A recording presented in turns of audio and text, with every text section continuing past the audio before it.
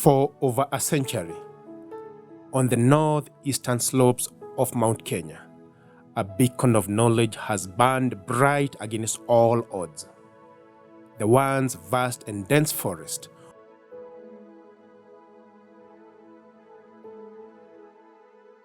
where the cool streams would later spring a well of knowledge.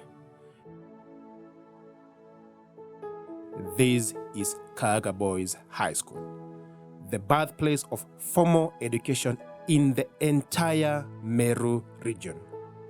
Welcome to Kaaga, Meru's academic nucleus. This is a story of sacrifice, resilience, and triumph spanning 111 extraordinary years full of memories.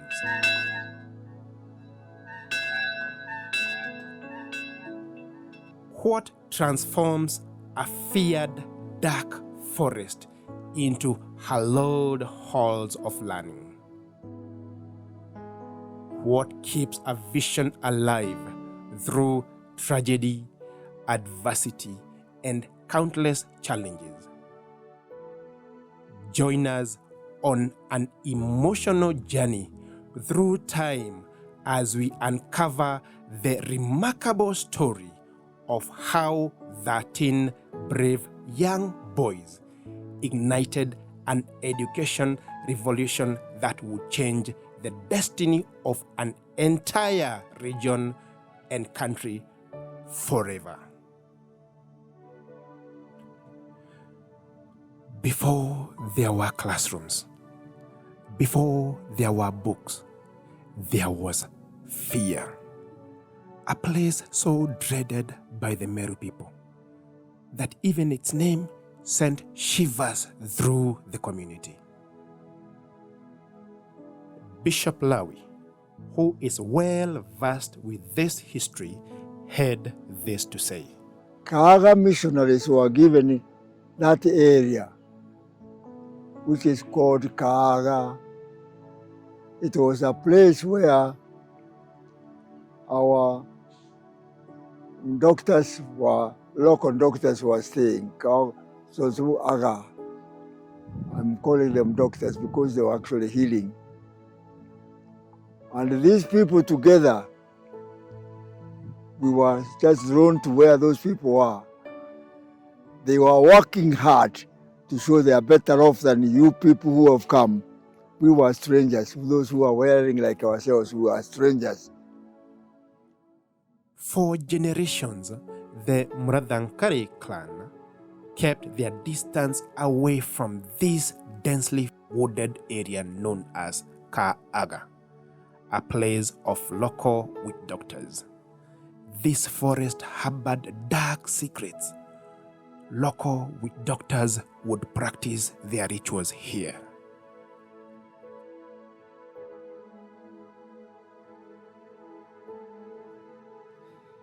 In 1912, strangers arrived, men of God from distant lands, carrying books instead of spears, speaking of salvation rather than spirits. Where locals saw darkness, these Methodist missionaries, Reverend Frank Mimack and Reverend Reginald Worthington, saw divine opportunity. The colonial missionaries knew nothing of the forest's fearsome reputation. They ventured where the Meru people feared to tread, armed with unshakable faith that their light would conquer the darkness. In 1913, on the land offered to them by those eager to distance themselves from the dreaded dark forest, they established the first education center in the entire region, stretching all the way from Dhuchi, currently Tharaka-Nithi, to Ntonyiri, currently Igembe. Mr. Harrison Kimathi, a local historian, had this to say about how the missionaries set the first school. My name is Worthington Harrison Kimathi. I'm 78 years old. I was born and brought up at Kaaga, where we are. This is a central home, and a very short distance from Kaaga Boys High School. The school is where they all started in those early years, 1913, and it has grown to the present status in the same site. What began as a desperate gamble in a karst forest would become the birthplace of education for the entire region. The mission had begun. However, darkness would not surrender easily. Who would be brave enough to defy generations of traditions? Who would dare enter the forbidden forest to learn the strange ways of foreigners? The answer came in form of dingori, young men nearing traditional initiation into adulthood. First, 3 brothers stepped forward: Philip Ntoinoti, Paul Kamori, and Ndama Kamori. Their curiosity stronger than their fear.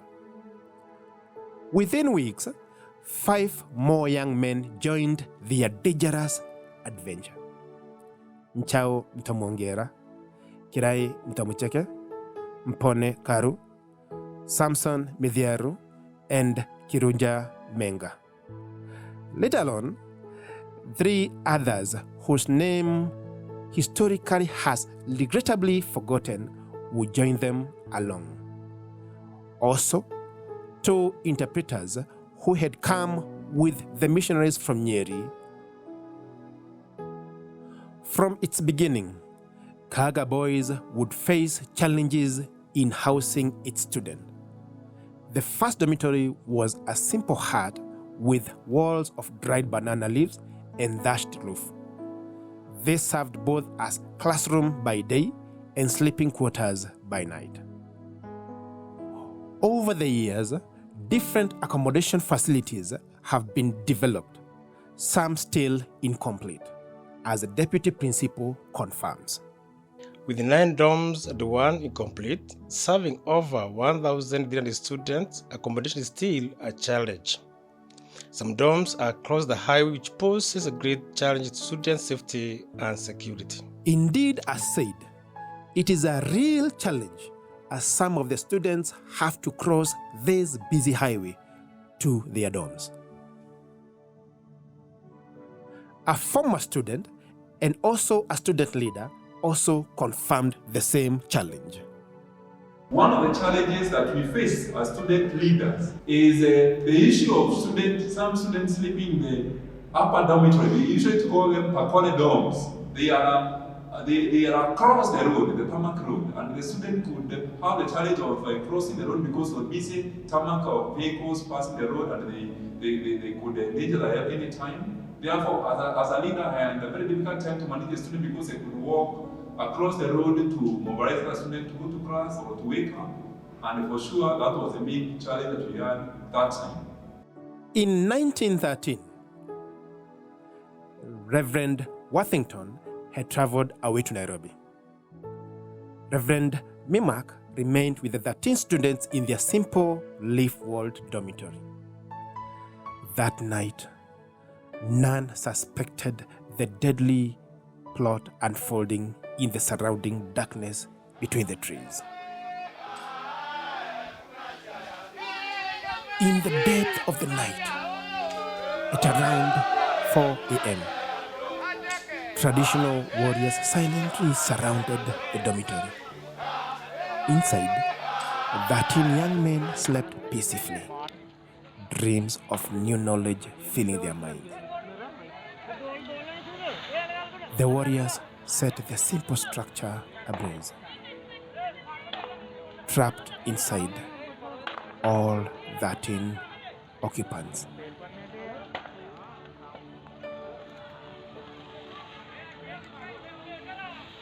Despite this foundational sacrifice, their recognition has never been complete. Their demise has never been formally recognized. The information has never been broadcasted as it should. Indeed, very few know about the demise even around Kaaga area. They paid the price for so many through their deaths. For the cause of education and faith, this surely merit great recognition.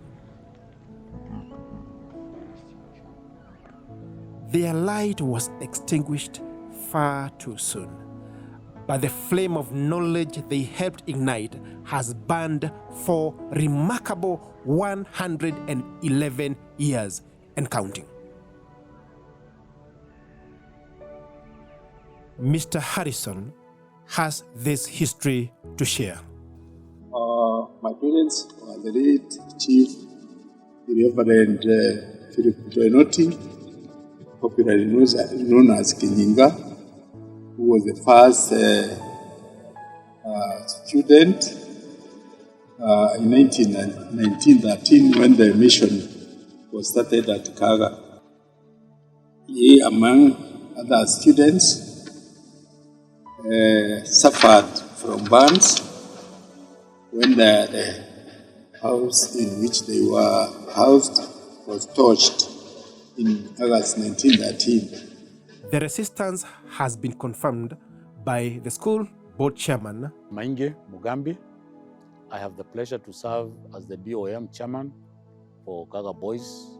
The people who came, the first missionaries, they encountered difficult situations, and it was really a sacrifice to continue to grow that mission, to see it grow and to see those institutions grow. At the beginning, they faced the resistance so much that at the beginning, even some boys actually got burnt in a building in their dormitory at night because the young men were resisting and they wanted to get rid of these people who have chosen to be on the side of the Mzungu. The current school principal, Mr. Wainaina, had this to say about the same. My name is Stephen Bogwa Wainaina, the current principal of Kaaga Boys. To read such a school with such a history, it is a privilege and a great responsibility. And I see myself as not just an administrator, but a custodian of great history and legacy that was left by great teachers, great students, and even the community. And my duty is now to kind of safeguard that history. Honoring this legacy is by maintaining standard, high academic standard, good discipline, and even high academic excellence, and even holistic development of the student. Other than the accommodation challenges mentioned earlier, the school has transportational challenges, as the current board chair explains. The other challenge that we are facing is transport. 30 years ago, the school acquired a bus. It was the most modern bus in the town. And every serious occasion that needed a bus, you would talk to the principal nicely, because that was the most modern bus in Meru town in those days. It has served us very, very well. It has given us 30 years of service. But like all things, age is catching up with the bus. And then when we acquired that bus, the students, I think, the student population then was like 600. Now, we're talking about close to 2,000. So what that bus was able to do for those 600, it cannot do for 2,000 students. So we would want to have it's a prayer that we have a new bus that would also be able to cover long distances and be able to take students for the learning experiences. You need to visit universities, you need to visit science congresses, all those other things that are very, very vital to facilitate learning. We've not been able to do. We have that challenge. So we hope that as we celebrate this 111 years, that we will use this occasion to plant a seed for us to be able to have a new bus in the next 2 years or so, at most the next 2 years. The school's basketball coach, Mr. Ngugi, also reiterates the same about transportational challenges. Another challenge that Kaaga Boys is facing on the side of games, we are having challenge to do with our bus. The capacity is not enough to accommodate all the students, adding up to the number of teams that are required to represent the school in a given period.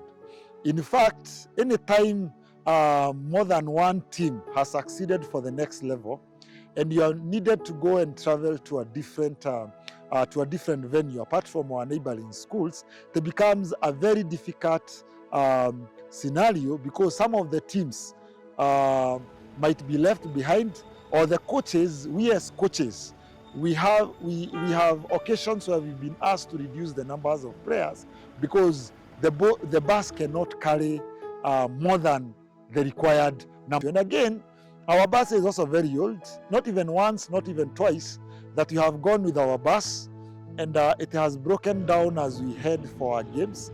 And you find that at times it will affect the schedule that we need to follow when you're engaging in our county or regional or even friendly games or tournaments. It do lower the morale of our students.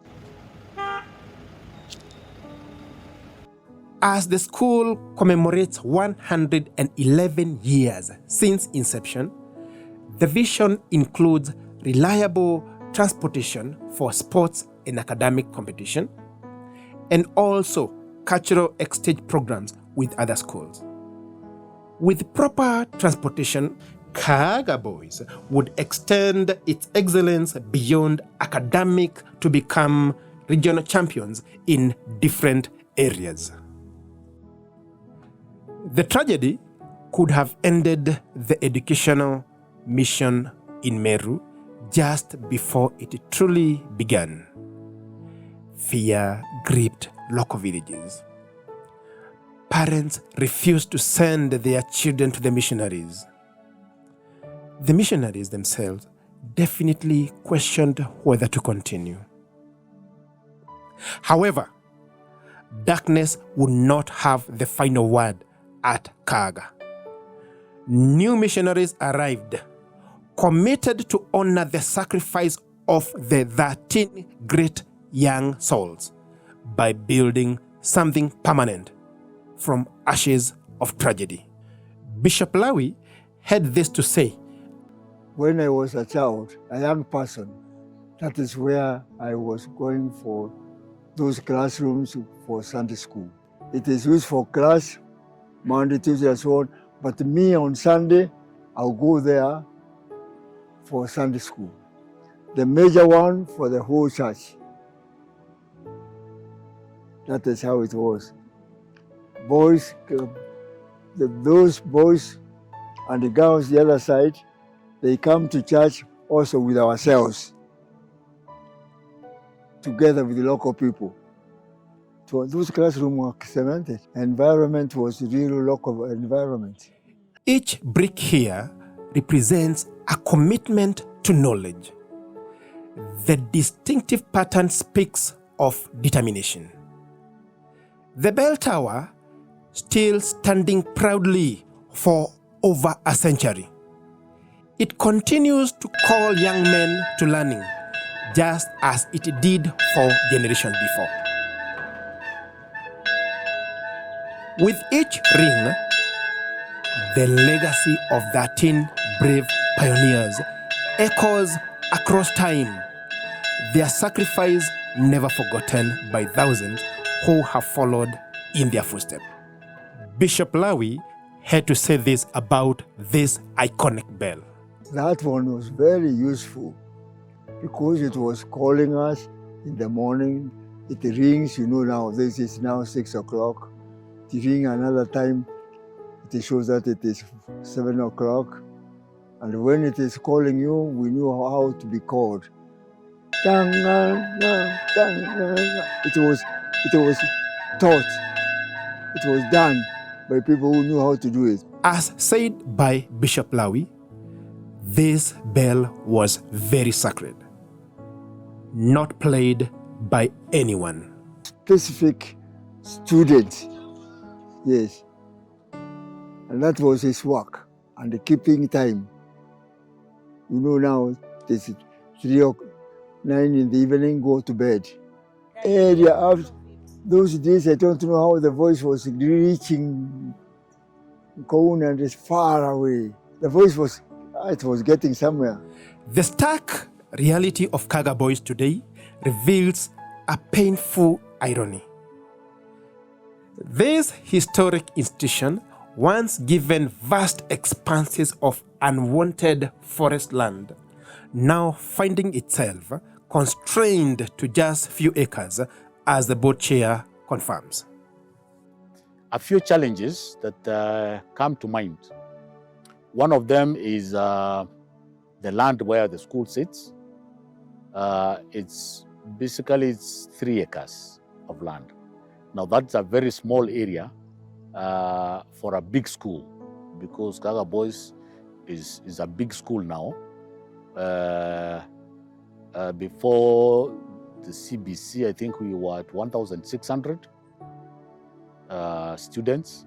Now we are at 1,200, and still that is a big population for only 3 acres, considering there are schools that have over 100 acres. So we have a challenge of developing the physical infrastructure to support education, demo farms, playing fields, school games like football, rugby, and many other field games. We find it a problem, so we have to use borrowed grounds for our students, and that remains a big challenge. The second challenge is the infrastructure. We want to appreciate the government. The government some time back, I think like 10, 15 years ago, they pumped in some money to put in a bit of infrastructure. But since then, it has been the parents through Arambes and those kind of things to put up the infrastructure that is required. We also would like to appreciate, of course, our Member of Parliament who has supported us through NGCDF. I think 3 times we've been given $1 million to put up the dormitories, but still it's not complete because the money is not enough. But I really want to appreciate the parents. They have been patient, and the pupils too, the students who have been able to be tolerant with the facilities that we have. But as a board, we're trying very hard to see how we can fundraise and how we can raise money to be able to modernize all the structures, the dormitories, the classrooms. The classrooms we are tiling through the efforts of the parents and upgrading the infrastructure. The board has, all the successive boards have done very well in maintaining the structures that we have inherited from previous regimes. Like I think the Form 4 class, those are classrooms that have been there for maybe even before the school became a mixed school. That is in the 50s. The classrooms have been maintained, and we are using them. They are serving us, but we still would wish to have better facilities, more modern facilities so that the school is lifted to national and international standards. While land and infrastructure constraints remain a significant challenge, it must be appreciated that the school has managed to run successfully in all facets of education, becoming a model school for other space-limited institutions in Kenya and beyond. The school, which started over 1 century ago, has indeed gone through great metamorphoses. From a mission learning school, where the education flames were dealt with real hot frames, going through intermediate schools, to Harambee School, to district school, and currently as an extra county school. Bishop Lawi had this to say about education during his early years. We started with sub-A,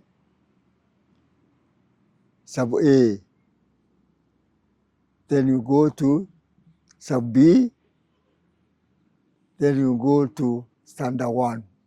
Ini ndambererie Kaaga Harambee ni katwagererie twina ndikuona ana bakuingia and the minister, young minister of the church, and they also interested in education and everything.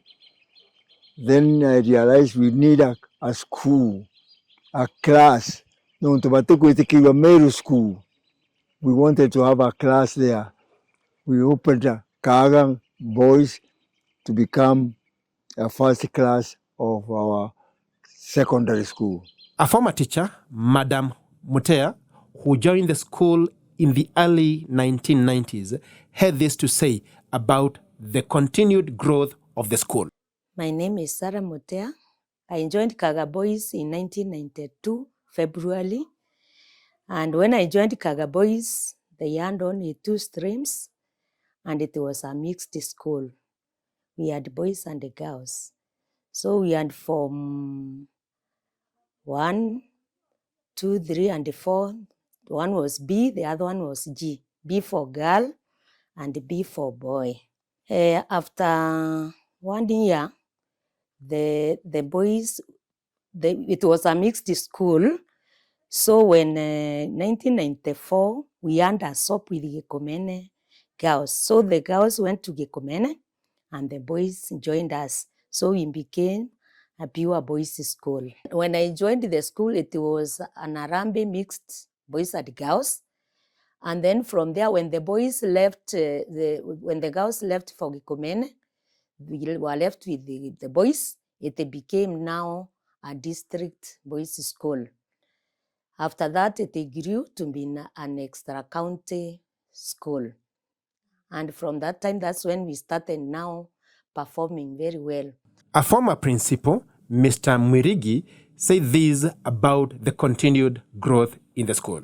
My biggest achievement in that school was to have the students settle down and start working, started liking their school, proud of their school. And because of that, the results started improving.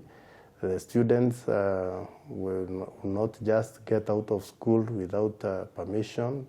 There became good relationship between teachers and the students, and generally the school stabilized for academic performance.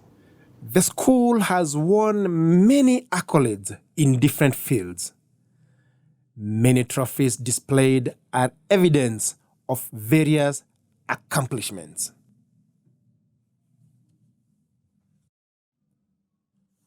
The deputy principal, Mr. Mutuma, had this to say about various achievements. Kaaga Boys ranks top among the schools in the region, and it has consistently done well in the national exams. That is the Kenya Certificate of Secondary School Education examination. And to that end, It has produced students who have had very high qualifications, academic qualifications for that matter, and they have gone to pursue education courses in various universities in Kenya and abroad. From humble beginnings, 111 years ago, Kaaga has produced professionals in virtually all sectors: religious leaders, doctors, engineers, educators, government officials, policymakers, business leaders, entrepreneurs, innovators, among others, who have transformed Kenya and beyond, as confirmed by our teacher, Mr. Kinyua. The kind of people that have been nurtured and cultured and whatever by Kaaga boys, both as humanly, academically, and character-wise. I think we have succeeded very well in that area. Mr. Kithinji, an old boy, had this to say about the school. I'm a real product of mighty Kaaga boys. I remember very well in the year 2020, when I joined Kaaga boys at Form 1, I was received warmly, and for those 4 years, since 2010 to 2013, I enjoyed being at Kaaga boys, and what I am today is because of Kaaga boys. I remember very well when I was at Form 1, I became a leader. I was a class prefect, and I rose to the ranks of head boy, the school captain. And I remember my teachers who are very professional. They taught me good values, morals, and what I am today as a professional. I remember the mighty Kaaga boys, because what I'm practicing today, these are the good deeds that I learned from my professional teachers, who are very wonderful to me. They inculcated good values to me, and up to when I joined to the university, those values have been with me up to today. Values of being obedient, being loving, and working professionally as I serve the humanity of Kenya. Later on, I joined the university. When I came back to Kaaga boys, I served as a teacher there, TP teacher, the teaching practice teacher. I went back to the university, I came back. Lucky enough, I was lucky enough to be given a chance again to work at Kaaga boys. Still early this year, I've been serving at Kaaga boys, and I've been very grateful to the teachers. Madam Rebecca, popularly known as Candy Joy, had this to say about Kaaga boys. Kaaga boys built me to who I am today. There's a lot of blessings in Kaaga boys. No one works there and becomes useless in life. I don't know. There is a relationship between the staff which is really make people grow. And I will say I'm very, very proud. I never forget to say Kaaga boys built me to who I am. Long live Kaaga boys.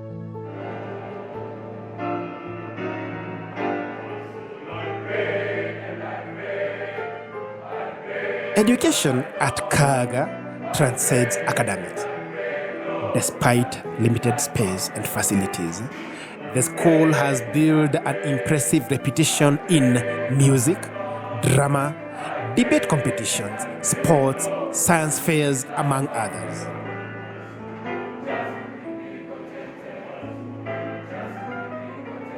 Indeed, choir and drama teams have participated in national festivals multiple times.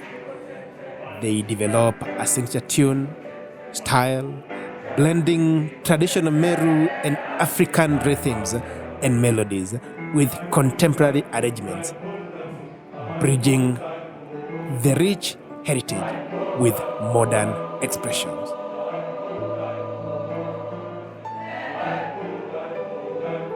Though practicing in makeshift and limited spaces, with minimal equipment, Kaaga consistently demonstrate excellence that defies their circumstances. Mr. Gugi had this to say about the school fields. Despite having a big number of students, we are having challenges with field constraints. As you can see, Kaaga Boys has only 3 main courts, or maybe a maximum of 4, if I can say. We are having the basketball court that we are standing on, being one of the iconic field. Again, we also have our football field. It's a small field. In fact, it's not a standard field, but that's where most of our students usually engage or practice their games. And no wonder you find that that particular area can be used by both football students, handball students, hockey students, who are also very, very active. And at times you can also see our students using the same field to engage on practice for the rugby team. Again, you also have another small field here. That is the volleyball field. And under the volleyball field, that's where you usually see our students also engaging and practicing. Then you have another small field there for the lawn tennis. How the church contributed and still contributes toward education at Kaaga Boys will never be ignored. Kaaga Boys, and indeed many other education facilities which came up later on, have their foundation on the church. The school chairman, Mr. Maingi, had this to say about the church and education. The Methodist Church had been in existence at the coast in Ribe from 1862. So when they were coming here 50 years later, because now they thought it is not growing well at the coast, so they thought they should start new ground. And when they started, it was the method then. It was the accepted method of doing things those days, that the church and the school would be in one facility. And it was so much accepted that all the churches that were starting missions in this country were also starting schools. So the Presbyterians were starting schools, the Anglicans had their schools, the Catholic had their schools, and the Methodists too had their schools. So Kaaga was one of the Methodist schools that was started at first. The Methodist mission in Meru was strongly pillared on the motto, Witikio, Wirigiro, Wendani, as Mr. Harrison explains. The mission school mission and vision were achieved by the introduction of education and Christianity to Meru people by the early missionaries, with the motto then, Witikio, Wirigiro, Wendani, in English, to mean faith, determination, and love. The emblem that we wore, that was worn by the students then, and that as WWW, translating to Witikio Wendani, Wirigiro, but turned upside down. It also translated to Methodist Mission Meru. The school chaplain, Reverend Kilunda, explains how the long journey started and how they collaborate up to today. And now where we are now, natively, is the center of Methodist Church here in Kenya. It's the mission ground. And the purpose of the missioners was to spread the gospel and to better the lives of the people. Now in their attempts to spread the gospel and better the lives of the people, now they built the schools. And that's how Kaaga Boys came into play as the oldest school here in the area. Because when they came, one of the major challenges that the missionaries faced when they came in was communication. They couldn't communicate because people didn't understand their language, and illiteracy was at its highest. Now they established the school in order to teach people Christianity as well as they teach them other kind of information that now their mission of spreading the gospel can be made easier. And now that is how we found ourselves now coordinating with the school. Now, since then, since the times of the missionaries, the schools, the Methodist Church, the sponsors, and the schools have continued to cooperate up to date. And this cooperation has been very vivid, has been very, very inspiring in that now, because our mission, as the mission of the missionaries to spread the gospel, as well as now eradicating illiteracy within Meru, is continuing to perpetuate. What the church does in order to perpetuate the agenda of the missionaries is the church attaches or sends, trains ministers, trains missionaries, and they send them in those institutions. Like me, I am a missionary trained by Methodist Church all the way from Uganda, and I was sent here to come that I may perpetuate the mission of the missionaries in Kaaga Boys. And there we are able to perpetuate the spiritual formation of the learners, as well as the character formation of the learners. Because the goal of the missions was not only to give people education, but also to work on their characters. Because education alone could not make a holistic being without a good characters. So Christianity always was defined by the characters. There's a scripture that I want to remember. That is in the book of Matthew chapter 5 verse 16. That says, the scripture tells people that let our light shine, that people can see our works and they glorify our God. And now education only cannot reveal out our lights. But now character is what will really prove to you. Is this person educated or not? And so since then, the church has had a good collaboration with the institutions. They send the chaplains there after a period of time. We are in those institutions. We interact with the teachers. We interact with the support staff. We interact with the students. We interact with them in every aspect of their lives. And we are able to share. We pray for each other. We mentor each other. We counsel each other. We do everything within the human capacity to ensure that we have a holistic student, a holistic teacher, a holistic support staff. At Kaaga Boys, freedom of worship is guaranteed. This is a school with clear and open worship programs for all, under the guidance of professional religious leaders. As Kaaga Boys High School commemorates 111 years of existence, it looks forward towards the future with both ambitious dreams and pragmatic goals. The board chair had this to say about the future. We continue to churn students who are scaling the heights. Beyond infrastructure, Kaaga visions includes strengthened international partnership, enhanced student and teacher development programs, and leadership initiatives preparing students for global challenges.